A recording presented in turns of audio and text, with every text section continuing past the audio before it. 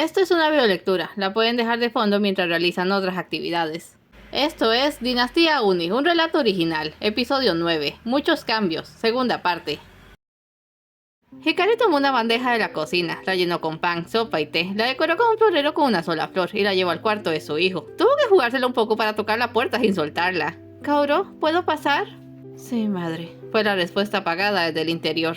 Empujó la puerta y entró. Depositó la bandeja sobre una mesa antes de dirigirse a su hijo. Kaoru estaba de pie junto a la ventana enrejada. Tenía el brazo izquierdo en un cabestrillo y su expresión más que de dolor era una desolación total. ¿Te traje algo de comer? No tengo apetito. Necesitas alimentarte o nunca te vas a recuperar. Fue a revisarle. ¿Cómo está eso? Si te duele mucho, no lo calles. No, ya no duele tanto. La verdad es que no siento casi el brazo. Está entumido. No sé si va a servir de algo otra vez.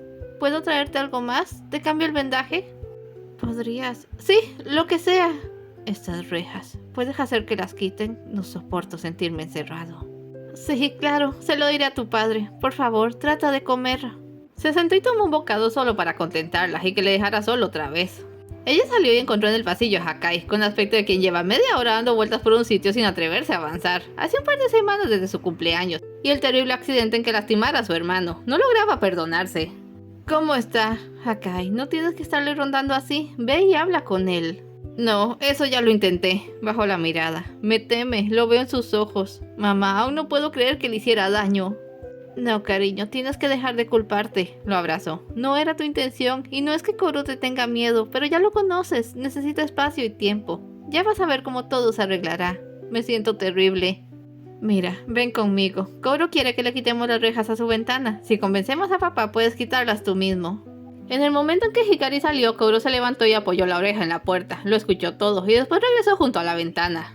Ahora resultaba que Hakai creía que le tenía miedo. Algo de eso había, pero sin duda era lo bastante inteligente para saber que su hermano no le había herido adrede, así que no estaba asustado, ni enfadado. Lo que le invadía en aquellos momentos era una sensación de pérdida y de decepción brutal. Miraba hacia afuera y se preguntaba si no estaría teniendo un mal sueño. Le esperanzaba creer que en cualquier momento su abuela le despertaría y todo seguiría como antes, pero no, lo que experimentaba era su nueva realidad. Abuela, apoyó la cabeza contra los barrotes. Te extraño. ¿Por qué tenías que dejarme? ¿Qué fue lo que hice mal?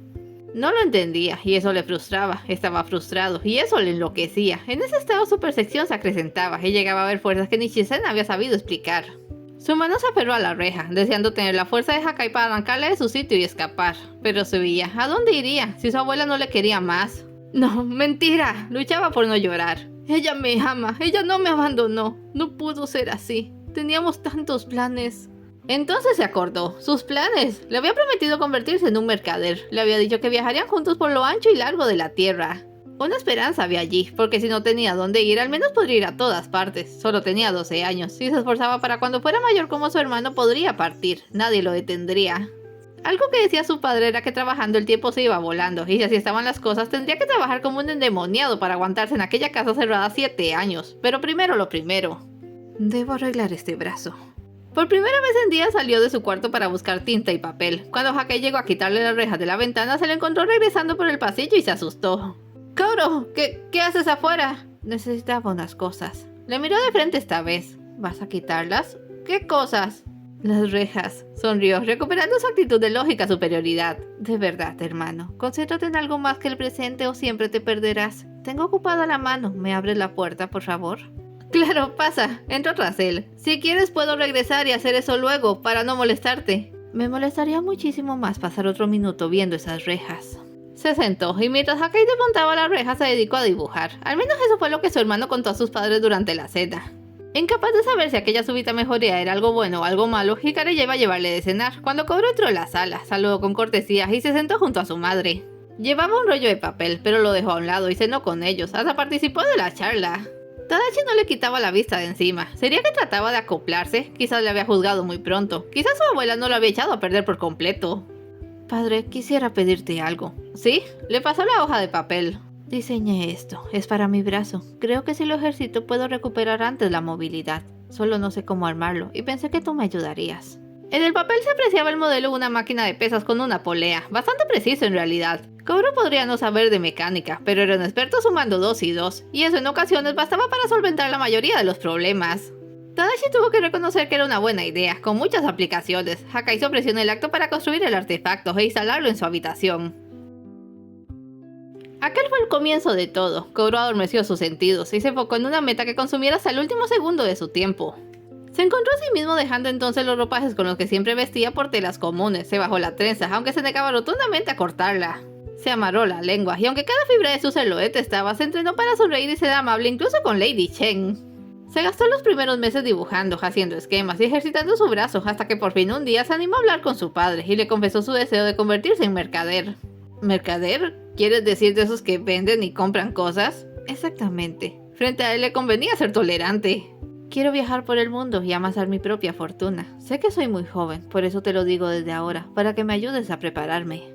Bueno, hijo, me alegra ver que te hayas recuperado tan pronto y que tengas esos planes, pero dime, ¿con qué pretendes comerciar? Sabes que he basado mi riqueza en el campo. También lo pensé, y esa es la razón por la que necesito tu ayuda, para comenzar una pequeña industria que me dé los productos que pienso tratar. Y esos serían... Pues, por primera vez desde su tierna infancia, Tadashi lo vio encogerse y dudar. Quizás te vayas a reír, pero pensaba en vender artículos de magia. ¿Magia? Eso se oye peligroso. Artículos de magia, precisó. Como, ya sabes, amuletos, talismanes, ídolos, ese tipo de cosas. Sería una manera de sacarle provecho a mis poderes, y es poco probable que sea peligroso, porque solo usaría las energías más suaves, de las que traen suerte y salud. No estoy seguro de si eso sea algo con lo que se deba jugar, Koro. Pero padre, si básicamente todo lo que tienes se fundamenta en tus poderes mágicos, eso no lo puedes negar. Claro que no, pero ¿seguro que es lo que quieres hacer con tu vida? Completamente seguro. Por favor, padre, solo dame una oportunidad. Ni siquiera pienso ir a alguna parte hasta que sea mayor.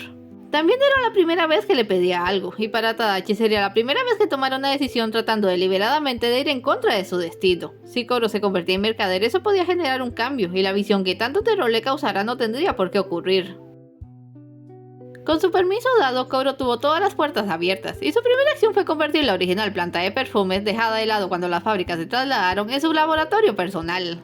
En el proceso de sacar todos los trazos viejos y reacondicionar, apareció allí la última garrafa del perfume hecho con la lluvia de pétalos, un evento del cual Koro jamás había enterado.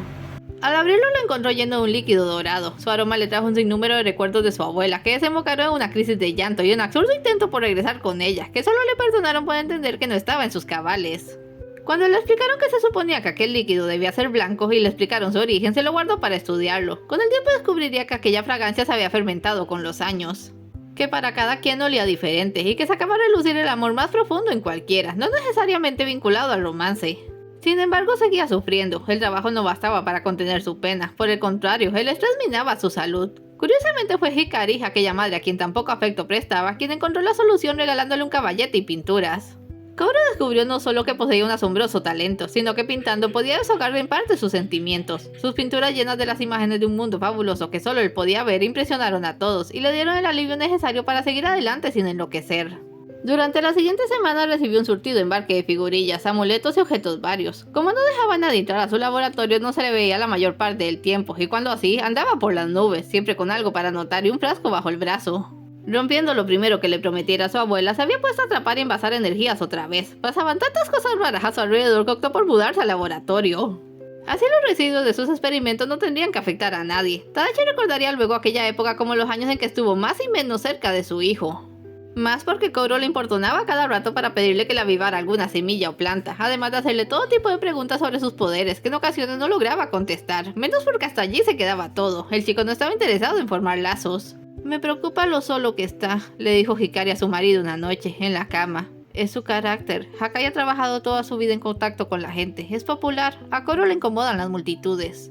Pues si va a ser mercader tendrá que acostumbrarse. En eso tienes razón. ¿Qué propones? Casi cumple 15 años. ¿Qué tal si hacemos una gran fiesta? Invitaremos a todos los jóvenes de la región. Se emocionó. Kazu tiene una hija preciosa como de su edad. Wow, frena. ¿Quieres emparejar a Koro con la hija del hombre con el que casi te casas? Solo quiero que conozca a alguien, tal vez que se enamore y sea feliz. Saca a Ruko en sus brazos. No vamos a estar aquí para siempre, yo al menos. Tadashi se sobresaltó. ¿De qué rayos estás hablando? Tadashi, ya pasé los 40 y no me estoy haciendo más joven. ¿Segura? Le temblaba la voz. Yo te veo más hermosa cada día. Estoy hablando en serio, soy mortal y no sabemos cuánto vive uno de tu raza. Me preocupa qué será de ti cuando te falte. Hikari sacudió la cabeza. ¿Por qué estamos hablando de esto? Volvamos al tema de la fiesta, es una gran idea. Pero, ¿quieres hacer invitaciones o solo lo anunciamos y que todos vengan? Ella le abrazó más fuerte, lo amaba tanto que aunque le doliera tendría que insistir y prepararlo, pero esa noche no, había que planear una fiesta. El día de su cumpleaños encontró a Kaoru de pésimo humor, cosa rara. Le alegraban sus cumpleaños porque le indicaban que ya faltaba menos para su partida, pero ese asuntito de la fiesta, esta idea de su madre de que necesitaba relacionarse con otros jóvenes, le resultaba una terrible pérdida de tiempo. Máxime cuando su padre le ordenó alejarse de su laboratorio, pues no le quería agotado durante la celebración. Queriendo desquitarse un poco, muy suyo era el hábito de tomarse vengancillas, se peinó como hacía antes y se buscó el atuendo más elegante, que en términos de Kisume sería el más exuberante. Se diría que trataba de llamar la atención, si no fuera porque cierto aire suyo tendía a repelir a la gente. Al menos había comprobado que si no quería a alguien cerca, ese alguien no se le acercaba, y lo verificó de nuevo cuando bajó la fiesta, y la multitud le hizo espacio. El evento se había instalado en la explanada, se habían puesto mesas, una tarima con músicos, había espacio de sobra para moverse y bailar. La concurrencia era formada mayormente por jóvenes, y no solo humanos, también había Yoko y Oni. Señal de que Kaoru debía irse con particular cuidado para no decir alguna imprudencia. Un grupo de emocionadas adolescentes a su derecha le revelaron la posición de su hermano. Eso le sacó una sonrisa. Hakai era realmente popular, pero al conocerlo supo que le tenía un injustificado temor a las mujeres. Más bien era un exceso de pudor, como si viviera pensando que si tocaba a una la iba a desarmar. Estaba parado junto a la mesa de los bocadillos, reflexionando sobre ciertas aplicaciones típicas al sabor de las comidas, cuando su madre se acercó en compañía de una lánguida jovencita a quien presentó como la hija menor del terrateniente Kazu. Un anciano del que lo único que sabía era que se trataba del primer socio de su padre. Antes de que pudiera preguntarle por qué insistía tanto en que fueran de la misma edad, estaba en la pieza bailando con ella. Qué simple y falta de gracia le parecía en comparación a las Kizumes. De algún modo todo aquello estaba lanzando por tierra sus intentos por olvidarse del pasado. Cortésmente le dijo a la chica que debía ir a buscar algo y que le concedería la siguiente pieza. Necesitaba alejarse de todos por unos minutos. Estaba al pie de la escalera cuando se produjo una conmoción en su sexto sentido que le detuvo en seco. Hizo falta una respiración más o menos profunda para atreverse a voltear. Dos invitados inesperados habían llegado a la fiesta. Una era su abuela y por primera vez no pudo robarse todas las miradas, opacado por la prístina belleza de su hija. Rina era una mágica aparición. Una jovenzuela con la exuberancia de una mujer y la gracia de una niña. Todo el mundo se hizo a un lado para dejarles pasar. Kaoru, el abrazo de su amiga le dejó sin aliento. ¡Feliz cumpleaños! Te hemos echado tanto de menos. Vio que Hakai estaba cerca, tan impactado por su aspecto como el que más. Hola Hakai, ¿cómo estás? Madre, Tadachi se dispuso a contener la situación. ¿Qué estás haciendo aquí? ¿No tengo acaso derecho a venir y felicitar a mi nieto y darle un regalo? Llevaba una caja en las manos. Kaoru, mi corazón. Aléjate de mí. Las palabras brotaron como sangre de una herida. Retrocedió. ¡Aléjense todos de mí! En ese instante desapareció. No es que se fuera corriendo, literalmente se desvaneció de donde estaba. Hikari contuvo un grito espantado. Shisen, aunque dolorida y asombrada, puso atención a la energía residual que había quedado atrás y dando media vuelta se marchó. Rina no la siguió, porque al igual que Hakai se había volcado directamente a sostener a Hikari antes de que se desmayase. Durante las siguientes horas, distintos grupos se dieron a la tarea de buscar a Kaoru por todo el lugar. No estaba en la casa, no estaba en los campos. Tadachi fue a buscarla a su laboratorio creyendo que era lo más evidente. Encendió algunas lámparas y se encontró con algo que no fue capaz de entender. Varias decenas de amuletos y figuras estaban ordenados en fila debajo de una reja, donde otra docena de frascos en apariencia llenos únicamente con agua les goteaban. Un pequeño invernadero y un macetero seccionado demostraban cómo su hijo exploraba sus poderes en diversos experimentos. Con que para eso tanta semilla, había papeles y tablones llenos de notas en una letra tan apretada y veloz que llegaba a ser incomprensible. En algún punto el ambiente se le hizo tan pesado que tuvo que salir y cerrar la puerta. Definitivamente Kaoru no estaba allí, pero cuando lo encontrase iban a tener que hablar. Eso ya había perdido todo cariz de inocencia. Chisen había abandonado la fiesta, pero no a su nieto. Como Kisume pudo atrapar el rastro que había dejado y rastrearle a través del bosque.